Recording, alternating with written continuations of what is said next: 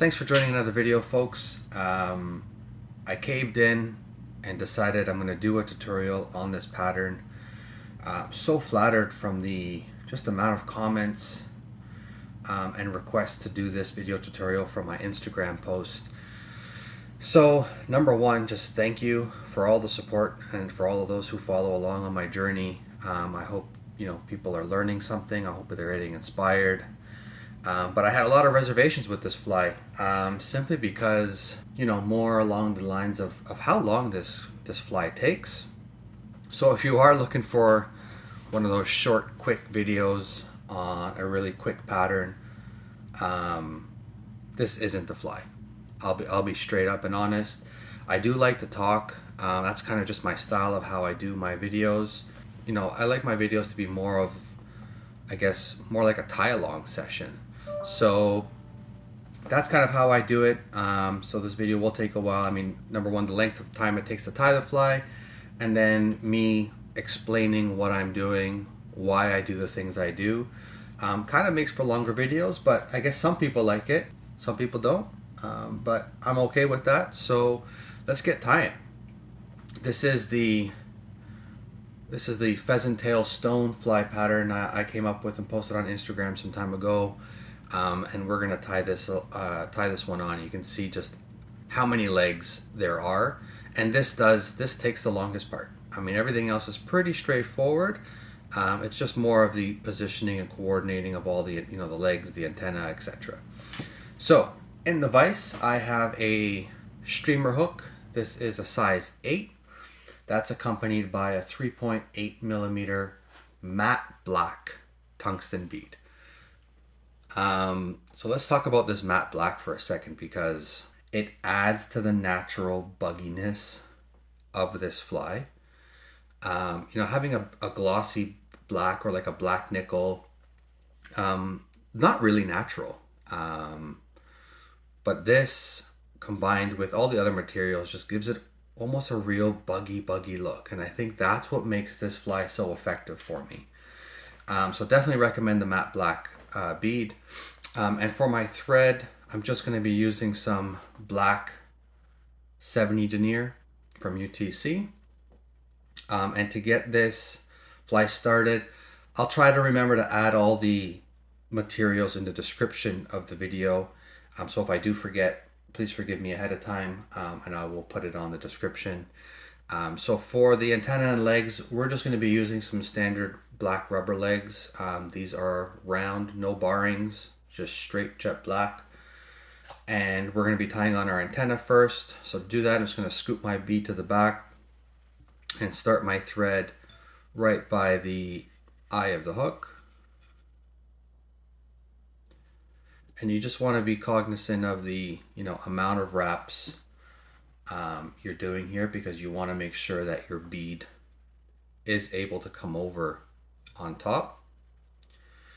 And for this pattern specifically, I don't worry too much about length at the get-go, simply because we're going to trim them probably closer to the end of the fly. And I kind of do like them kind of proportioned and very, very specific. So kind of nerd out a bit on this pattern. So now I'm just gonna swing my rubber leg over, and you can see I'm doing loose, just like collecting wraps, because that gives me an opportunity to position them the way I want. See, I'm not really cranking down on it yet. But once I'm kind of happy with that, you can see how they're just naturally laying there.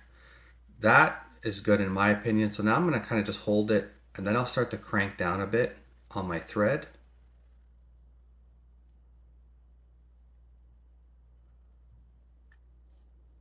Make sure I get all of those. And then before you get carried away with your wraps, I'm just going to whip finish right here.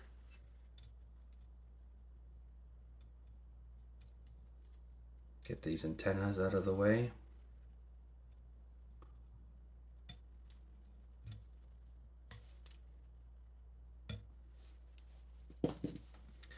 Now I'm going to scoop my bead in front here, and you can see even as I push up against the legs, they don't really move that much. So that's perfect. That's kind of what I want. I do want them pointy. I do want them fairly close together. Now I'm going to restart my thread right behind the bead.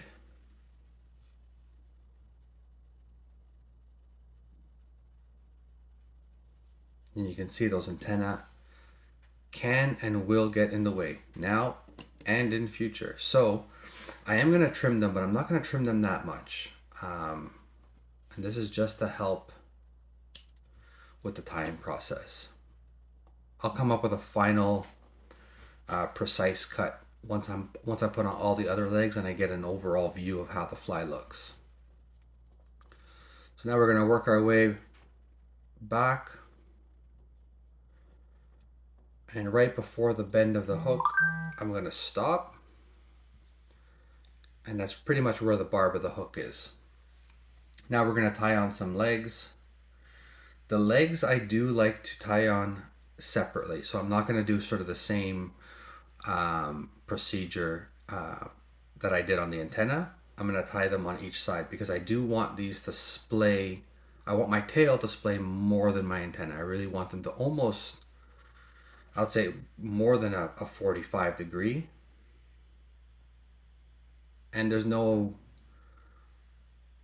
real valid reason other than just that's the way I like to make it look.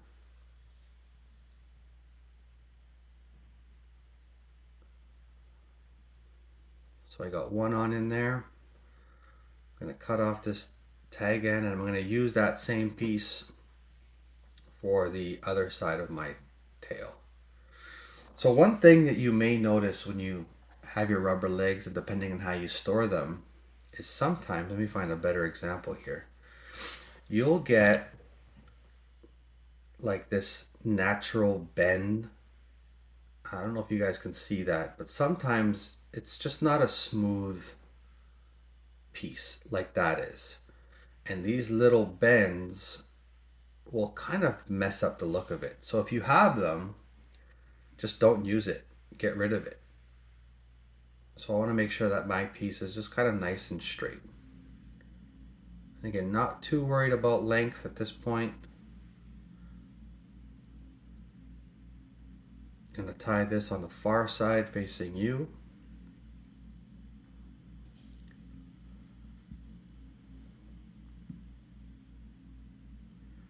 Just get those into position. I can hold it in place and do some more tighter securing wraps.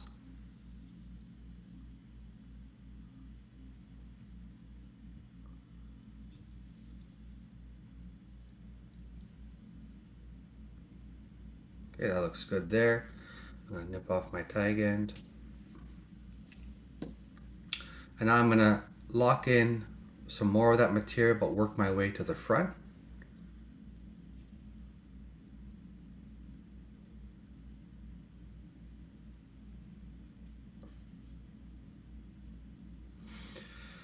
And now we're going to tie on our ribbing. For the ribbing, I'm using just a medium copper wire. On the size 8s, I think the medium just looks better. It's a little bit more proportionate to the overall fly pattern. And I'm going to scoot this underneath the bead.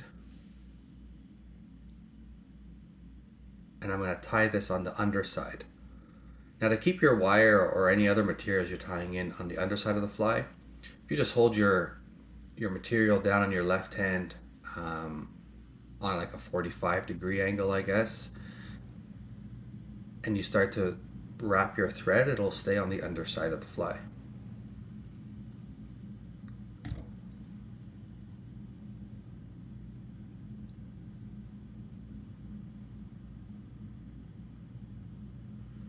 And I want to make sure that this wrapping starts right at the tail.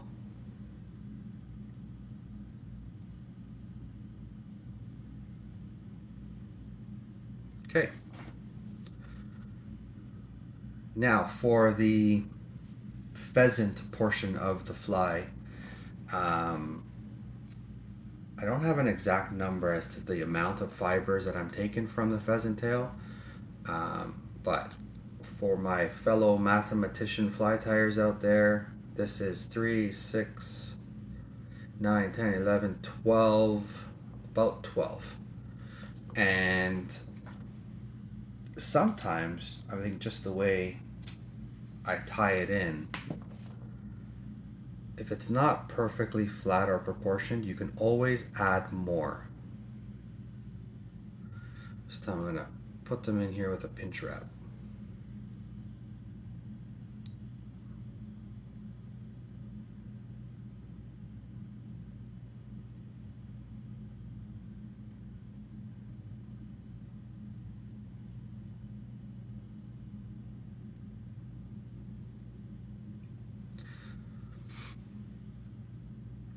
And now I'm just gonna make sure that they can come forward all the way. Does it look thick enough to cover the body and abdomen? And this is where I determine if I need more or less. So that looks good. This fibers are also, they seem long enough where I may be able to use it for the wing case as well, but we'll see. I'll sometimes, depending on, what fibers I have left on my feather, if they were long enough or short, and if they're too short for the wing case, I'll just tie on a separate clump. But we'll see what happens.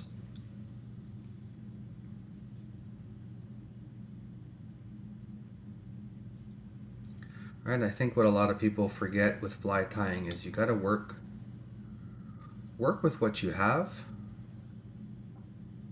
because we're not all privileged enough to have every single fly tying material on our benches, right? So work with what you got. So I got my ribbing, I got my pheasant tail on. Now we're ready for some dubbing. For my dubbing, I like to use the squirrel dub, and I do want it in a contrasting color. So I got the dark pheasant tail. I got the black antenna and legs with the bead. So I'm gonna go with this really natural, almost light brown squirrel dub.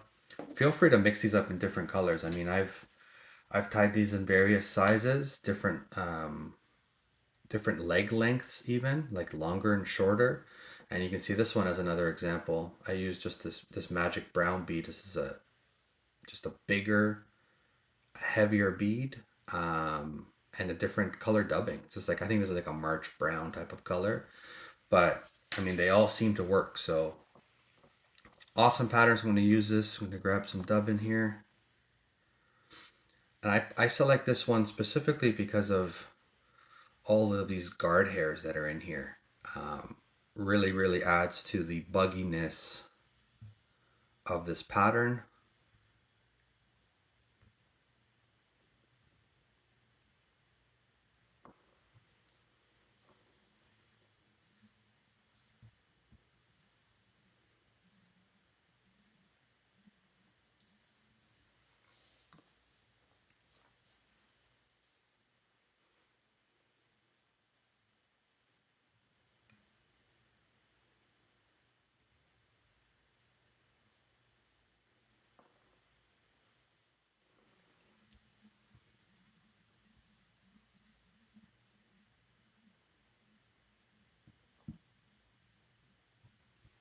Just going to go a little bit more. It's even okay to go right up almost close to the bead with your dubbing now. I mean, we're going to be adding legs. We're going to be adding a bigger thorax area with the same dubbing. But again, it's up to you.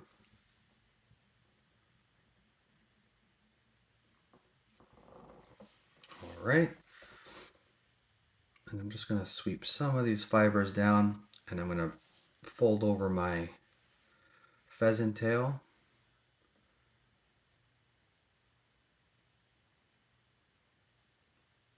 And the flatter and the more consistent you have this, the nicer it's going to look. So take your time.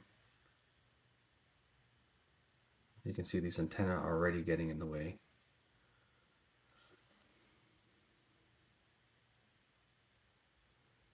So make sure it's nice and flat.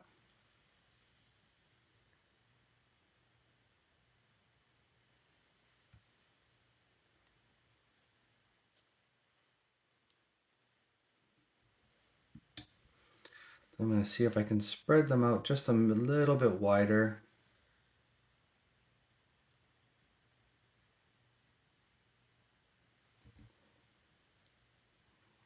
Okay, I'm going to lock those in. Now we're going to rib our fly. So grab your copper wire. I'm going to do one right behind.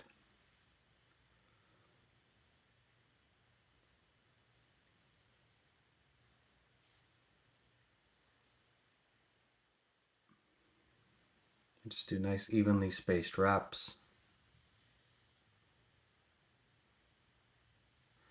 And then also careful not to, when you're wrapping this, because if it's constant tension, you start to push the pheasant tail over.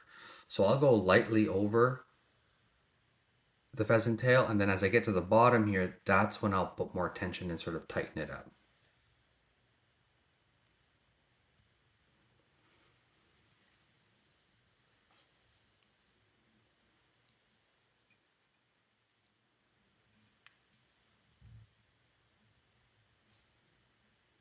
Then once you have that locked in, you can helicopter this out.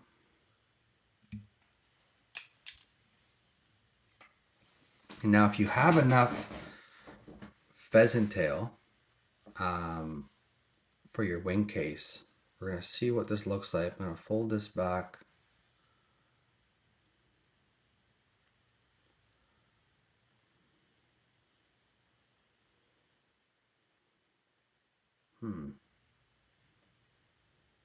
I think we're going to have enough.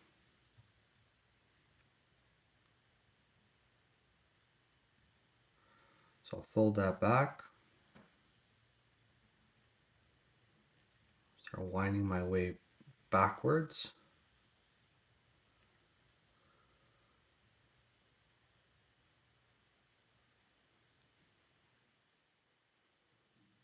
Yeah, so that looks to be enough. And then where my tie-in, where I've sort of finished tying or sort of wrapping my thread, that's how large my thorax is going to be. So I'm going to gauge it to see is that enough room or not. I think I may go back just a little bit more.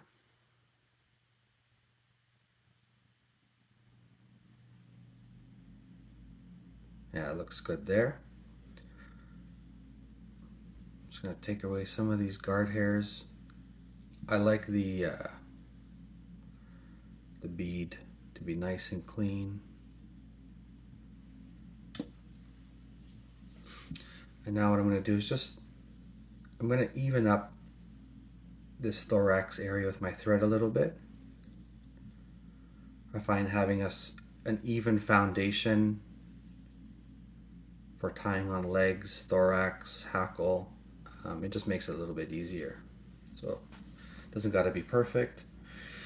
Now we're ready to tie on our first set of legs. Because of the way I like this fly, the way the legs splay out towards the back, and then the front legs are coming a little bit closer to the antenna, I'm actually going to be tying the back set of legs and the front set of legs on each side of the fly. So what I'll do is I'll find the midpoint of my sili legs and I'll plop them on the side. So I'll just do a couple collecting wraps. And then, so now this becomes my back leg and my front leg.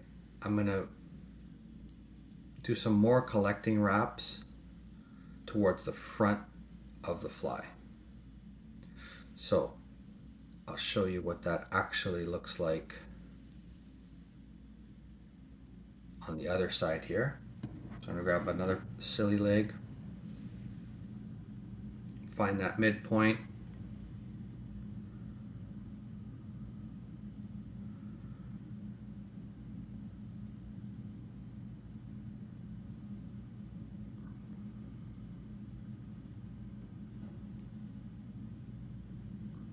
okay, so I got my back leg, and then here's that front leg. So what I'll do is, again, some collecting wraps.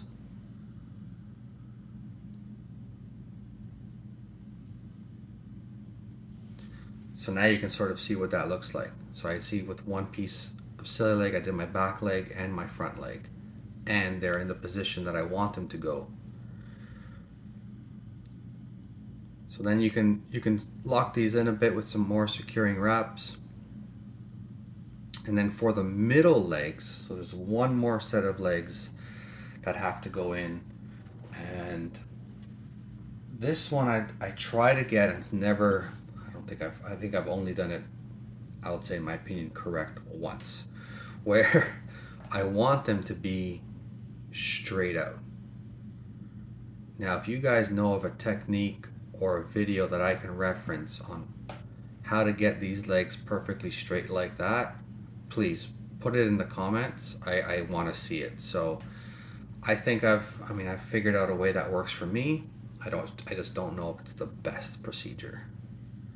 So what I do is I'll tie it on the middle, and I'll do one collecting wrap just to kind of hold it in place. I'll position them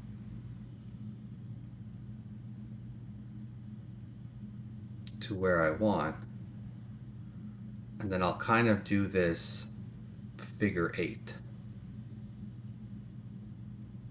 And this is where all the legs start getting in the way, so just take your time.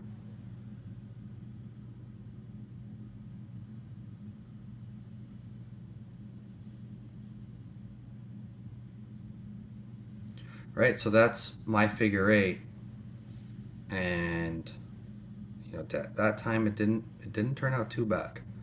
So if it's not perfect, I mean, it's okay. I mean, I always fix up the positioning when I start dubbing in my thorax, which is what we're ready for now. Now, if you want, because these legs can be the biggest pain in your ass, you can trim them now to help.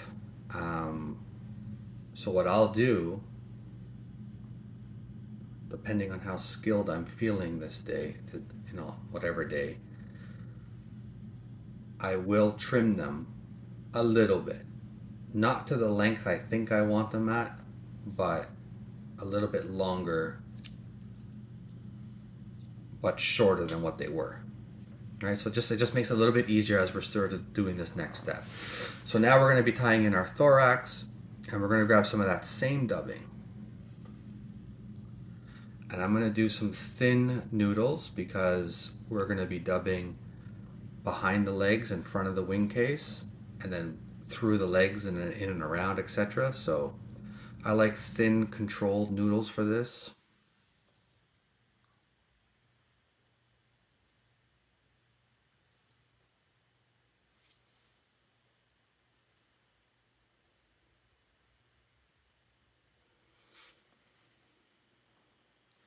So I'll do 1 or 2 wraps, and I'm going to bring my back legs in front.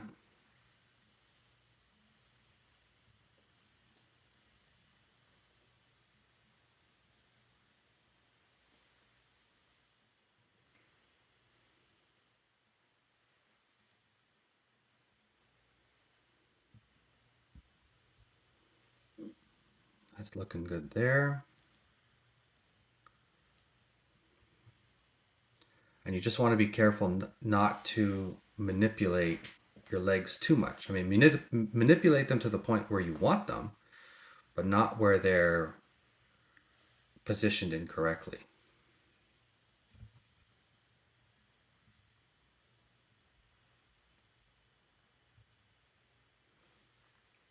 And I do like a fairly bulbous wing case, so I'm going to add more to the middle here. Bulbous. Is bulbous the right word? Bulbulous? No, bulbous. I think it's bulbous. I don't, you know, speaking English. So I'm going to add a few more in the middle here, just to make sure that wing case is nice and nice and bulbulous.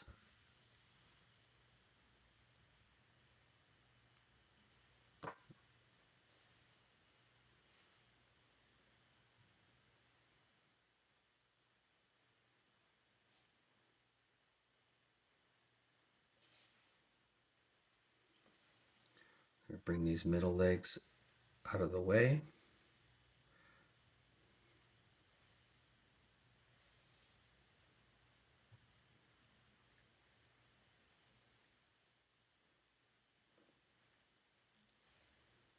Right, and I'm making sure now you can see sort of how it's sitting at that 90 degree for those middle legs. My front legs are still going forward, my back legs are still going back.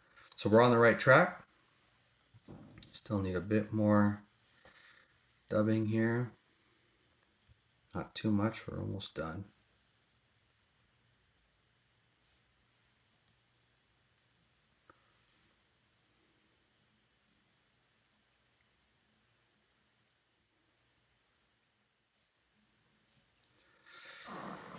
Okay.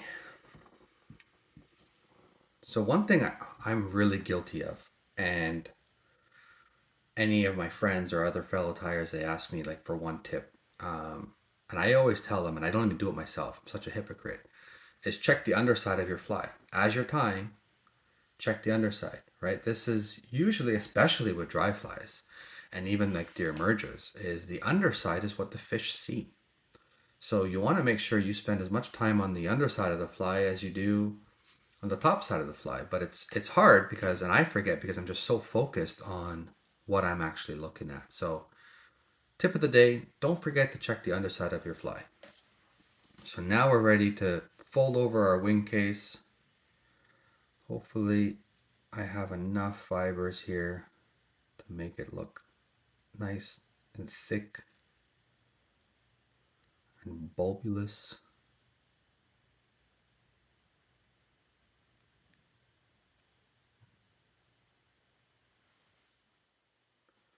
Now here's the tricky part, is getting your thread in between all the legs without messing them up, or your wing case.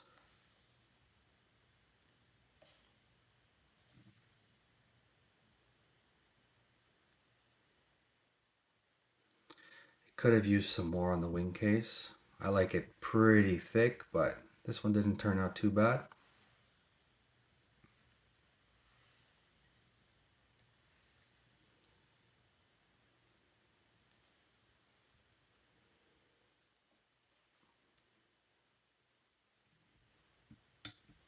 Just making sure it's nice and centered.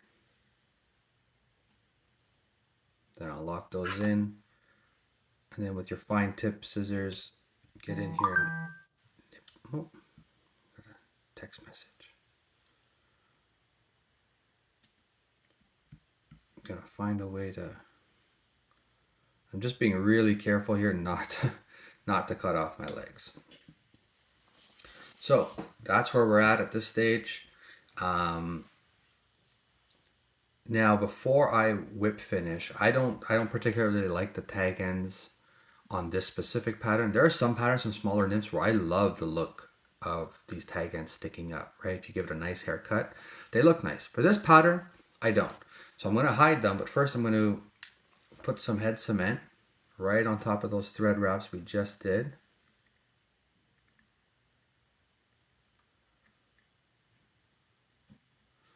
And then as that starts to sink in, I'm going to whip finish on top of this. This can be tricky too, so take your time. Just want to be able to sweep things back. Your antenna are going to get in your way. If you had a bigger whip finish tool, use it. So I just did a 5-turn whip finish there. Now don't nip off your thread quite yet. What we're going to do is grab a little bit more of that dubbing, and I mean a smidgen. And we're going to do a really, really thin, tight noodle.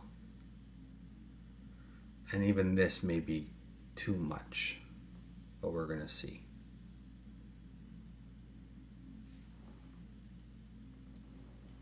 So I'm going to sweep these back, get them out of my way. And you can see what I'm doing is covering those little tag ends. Now I'm going to do one other last whip finish.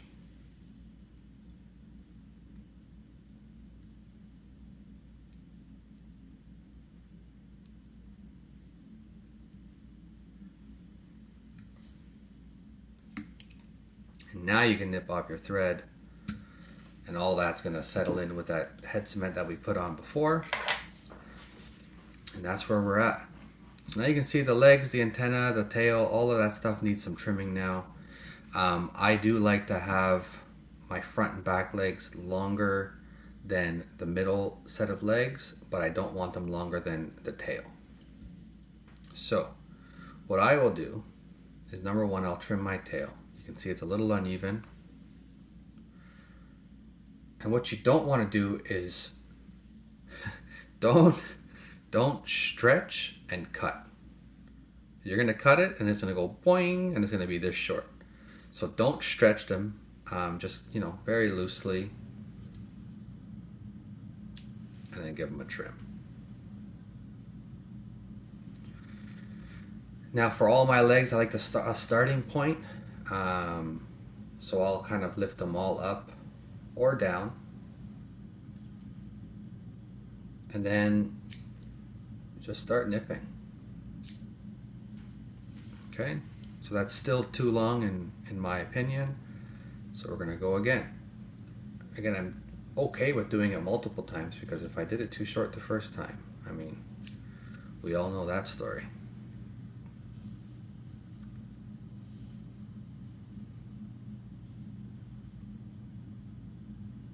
So my back legs want a little bit shorter.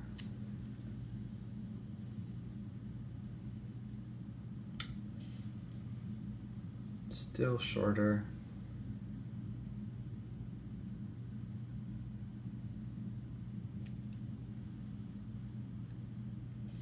Okay, it's good there. And now my middle legs, I definitely want shorter than my back legs, like I said. So if you take your back leg and your middle leg, and you kind of see where your back leg is, you just know you need to go a little bit shorter on your middle one.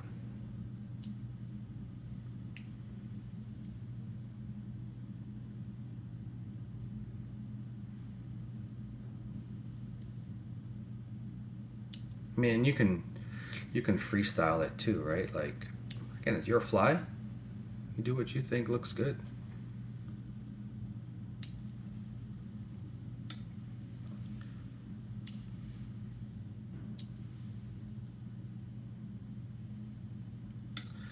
Antenna just a little too long.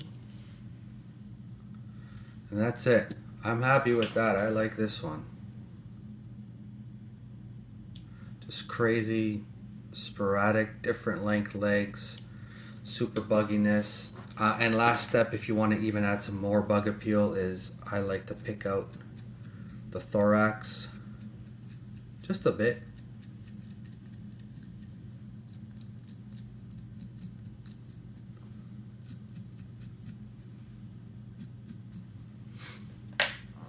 And give it some mass bugginess.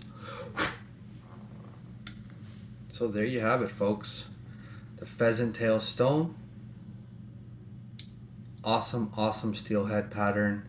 I even caught some bass off of it in lakes. So give it a shot. Take your time. Enjoy your time at the bench. And best of luck on the water. Thanks for watching, guys. Cheers.